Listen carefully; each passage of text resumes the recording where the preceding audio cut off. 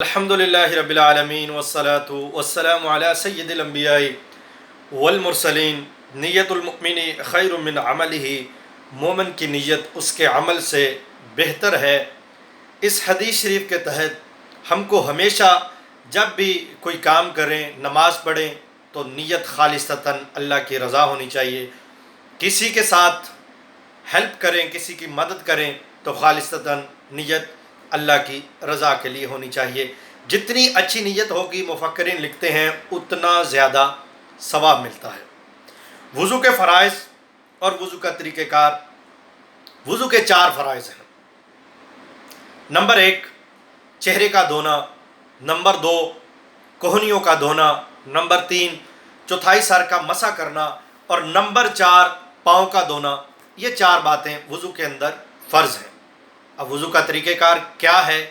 وضو کرنے سے پہلے ہماری نیت یہ ہونی چاہیے کہ میں خالصتاً وضو اللہ کی رضا کے لیے کر رہا ہوں، اور اس وضو کے ساتھ اللہ تعالیٰ کی عبادات کروں گا، قرآن شریف کی تلاوت کروں گا، یا میں سورہ پڑھوں گا، یا میں نماز پڑھوں گا، یا میں نوافل ادا کروں گا۔ اور یاد رہے کہ وضو کی فضیلت میں پہلے بیان کر چکا ہوں۔ وضو کی بہت زیادہ فضیلت ہے۔ وضو سے پہلے نیت ہوگی تو آپ کو بہت زیادہ اس کا اجر ملے گا۔ باوضو رہنے کی بہت زیادہ فضیلت ہے۔ حضرت موسیٰ کلیم اللہ کو ارشاد ربانی ہوا کہ اے موسیٰ، بے وضو ہونے کی صورت میں اگر تمہیں کوئی مصیبت آن گھیرتی ہے تو اس پر خود کو ملامت کرنا، یعنی باوضو رہنے کی بڑی فضیلت ہے۔ باوضو رہنا انسان کے جو بدن ہے، جو اس کے اندر انہی خواہشات ہیں، جو اندر کی چیزیں ہیں، وہ سب کی سب معطر و مطہر اور پاک رہتی ہیں۔ وضو سارے بدن کو پاک کر دیتا ہے، اور باوضو سونے والے کو روزہ دار کی مانند کہا گیا، اور باوضو مرنے والے کو شہید کی مانند کہا گیا، اور ہمیشہ باوضو رہنے کی بہت زیادہ فضیلت ہے۔ حضرت عثمان غنی رضی اللہ تعالیٰ عنہ کی بھی حکایت بیان کی گئی۔ مختصر وضو کا طریقہ کار۔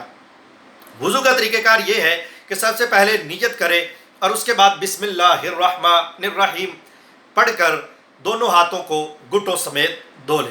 اس کے بعد مسواک کرے، 3 بار کلی کرے، اور کلی اس طرح کرے کہ منہ کے اندر کوئی حصہ بھی اس کا جو ہے خشک نہ رہ جائے، اور اگر دانتوں کے اندر، داڑھوں کے اندر کوئی چیز چپکی یا اٹکی ہو تو اس کو اچھے طریقے سے چھڑائے۔ پھر دائیں ہاتھ کے ساتھ ناک کے اندر پانی ڈالے۔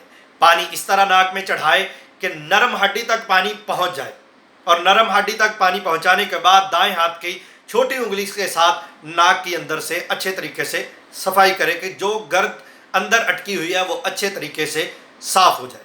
اس کے بعد چہرہ دھوئے۔ چہرہ دھونے کا طریقہ کار یہ ہے کہ جس جگہ انسان کے بال جمتے ہیں وہاں سے لے کر تھوڑی تک، اور ایک کان کی لو سے لے کر دوسرے کان کی لو تک، آپ کے چہرے کا کوئی حصہ خشک ایک بال کی نوک کے برابر بھی نہیں رہنا چاہیے۔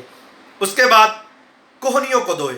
کوہنیوں کو گھٹوں سمیت اچھے سے دھوئے، اور اس طرح دھوئے کہ کوئی حصہ خشک نہ رہے۔ اس کے بعد چوتھائی سر کا مسح کرے۔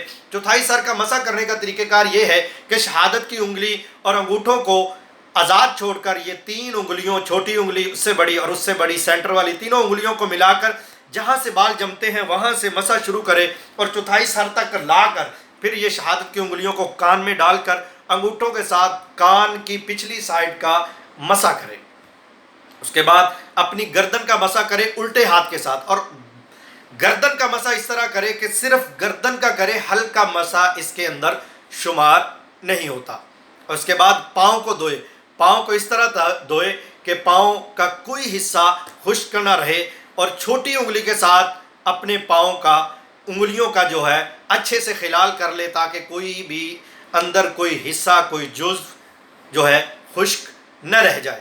مسئلہ ہے کہ اگر انسان کا کوئی حصہ کو ایک بال کی نوک کے برابر رہ جاتا ہے تو اس کا نہ تو غسل ہوتا ہے اور نہ ہی اس کا وضو ہوتا ہے۔ یہ بات یاد رکھتے ہوئے جب بھی کوئی عضو، جب بھی کوئی حصہ اپنے جسم کا دھوئیں وضو کے اندر یا غسل کے اندر، اس طرح دھوئیں کہ کم از کم 2 بوند پانی کے 2 قطرے اس کے اوپر سے بہہ جائیں۔ اس طرح نہ دھوئیں جس طرح انسان اپنے جسم کے اندر اوپر تیل کی طرح پانی چوپڑ لیتا ہے، ایسے وضو نہ کریں۔ اور وضو سے فراغت کے بعد اللہم اجعلنی من التوابین واجعلنی من المتطہرین، یہ دعا ہے، یہ دعا پڑھے۔ اور اس کے بعد ایک اور دعا ہے، سبحانک اللہم و بحمدک اشہد ان لا الہ الا انت استغفرک و اتوب الیک۔